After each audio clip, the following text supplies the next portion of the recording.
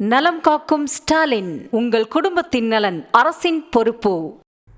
கலைஞர் கனவு இல்லம் திட்டத்திற்காக மண் அள்ளுவதாக கூறிவிட்டு மதுரை சமயநல்லூர் அருகே புதுக்குளம் கண்மாயில் அளவுக்கு அதிகமாக வெளிநபர்கள் மண்ணை அள்ளி கூடுதல் விலைக்கு விற்பனை செய்து வருவதாக குற்றச்சாட்டு எழுந்திருக்கிறது. கூடுதல் விவரங்களோடு இணைகிறார் செய்தியாளர் குமார். வணக்கம் குமார், விவரங்கள். வணக்கம். மதுரை சமயநல்லூர் அருகே தேனூர் ஊராட்சிக்கு உட்பட்டுள்ள இங்குள்ள புதுக்குளம் கண்மாயில் இந்த ஊரில் 200க்கும் மேற்பட்ட ஏக்கர் விவசாய நீராக ஆதாரமாக விளங்கி வருகிறது. போதிய மழை இல்லாததால் தற்போது கண்மாய் வறண்ட நிலையை காட்சியளிக்கிறது. இதை சாதகமாக பயன்படுத்தி சிலர் கண்மாயில் 24 மணி நேரமும் கிராவல் மண் திருட்டு ஈடுபடுவதாக கூறப்படுகிறது.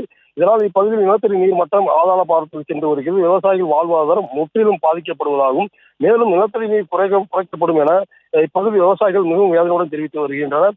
பொதுவாக கண்மாயில் அள்ளப்படும் மண்கள் விவசாயிகளுக்கு முன்னுரிமை கொடுத்து அவர்களின் விவசாய தேவைக்கு கண்மாயில் மண்ணை அள்ளி பயன்படுத்திக் கொள்ளலாம் என மாவட்ட நிர்வாகம் அறிவுறுத்திய நிலையில் தற்போது இதை பயன்படுத்திக் கொண்டு தேனூர் ஊராட்சிக்கு உட்பட்ட புதுக்குளம் கண்மாயில் JCB இயந்திரங்கள் மூலம் அள்ளப்படும் மண்ணை லாரிகள் கொண்டு கட்டப்புளை நகரில் உள்ள கலைஞர் கனவு இல்ல திட்ட பகுதிக்கு எந்தவித அனுமதியின்றி காவல் மண்களை மூலம் கொட்டி வருகின்றனர்.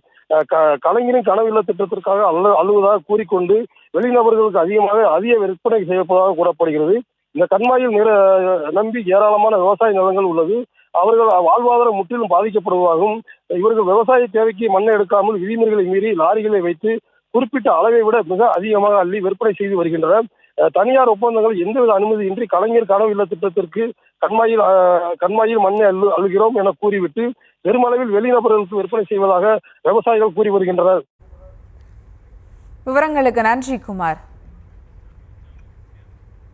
நலம் காக்கும் ஸ்டாலின், உங்கள் குடும்பத்தின் நலன் அரசின் பொறுப்பு.